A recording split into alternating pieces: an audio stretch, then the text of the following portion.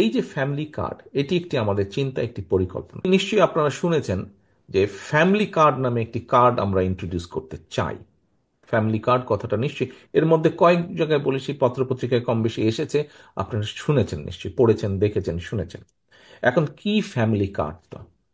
আপনারা যেহেতু এখানে কথা হয়েছে 31 দফা নিয়ে, 31 দফা শুধু আমরা এখানে রাখছি না, আপনাদেরকে বলার উদ্দেশ্য হচ্ছে আপনারা যেহেতু এই দলের আদর্শে বিশ্বাস করেন, আমাদের এই 31 দফাকে আপনারা সারা দেশে আপনাদের সাধ্য অনুযায়ী ছড়িয়ে দেওয়ার চেষ্টা করবেন, শুধু বিএনপির মানুষ না, সাধারণ সব মানুষের মধ্যে। এখন এই যে ফ্যামিলি কার্ড, এটি একটি আমাদের চিন্তা, একটি পরিকল্পনা। দেখুন, আমরা আমি ব্যক্তিগতভাবে মনে করি যে বিভিন্নভাবেই হোক আমাদের প্রান্তিক পর্যায়ে যারা মানুষ, তাদেরকে স্টেট থেকে একটা সাপোর্ট দেওয়া উচিত। আমাদের ধনী গরিবের বৈষম্যটা ক্ষেত্র বিশেষে অনেক বেশি। আমরা রাষ্ট্র থেকে যদি প্রান্তিক মানুষগুলোকে কিছু সহযোগিতা করতে পারি, ধীরে ধীরে মানুষগুলো একটা অবস্থানে, শক্তিশালী অর্থনৈতিক অবস্থানে দাঁড়াবে। আমরা যতই সংস্কারের কথা বলি না কেন, আমরা যদি মানুষের রাজনৈতিক সংস্কার বা রাজনৈতিক অধিকার এবং অর্থনৈতিক অধিকার, মনে রাখবেন রাজনৈতিক অধিকার এবং অর্থনৈতিক সাইমেন্টালিস্টলি দুটোকে যদি আমরা প্রতিষ্ঠিত করতে না পারি, কোনো সংস্কার টংস্কার কিচ্ছু কাজে লাগবে না।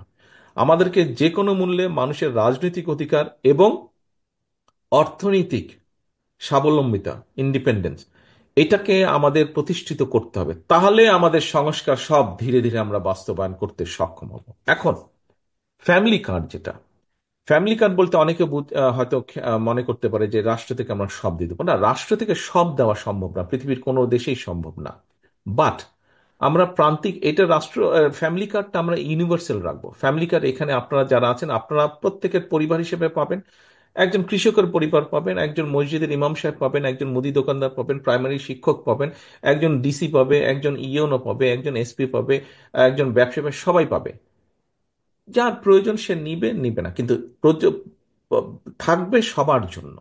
এটি বুঝতে হবে কোন জিনিসটি। এই দেশে যেরকম চাইল্ড বেনিফিট আছে, চাইল্ড বেনিফিট নামে রাষ্ট্র থেকে একটা বেনিফিট দেওয়া হয়, এই বেনিফিট প্রত্যেকটা মানুষের জন্য, যাদের ছোট বাচ্চা আছে, 12 বছরের কম বাচ্চা আছে। এই দেশের প্রধানমন্ত্রীও সেটি দাবি করতে পারেন যদি তার 12 বছরের কম বাচ্চা থাকে। তবে আমার আমার ধারণা প্রধানমন্ত্রী বা মন্ত্রীরা সাধারণত নেন না, বিকজ স্বাভাবিকভাবে সাধারণ মানুষ নিলে সেটাই ভালো।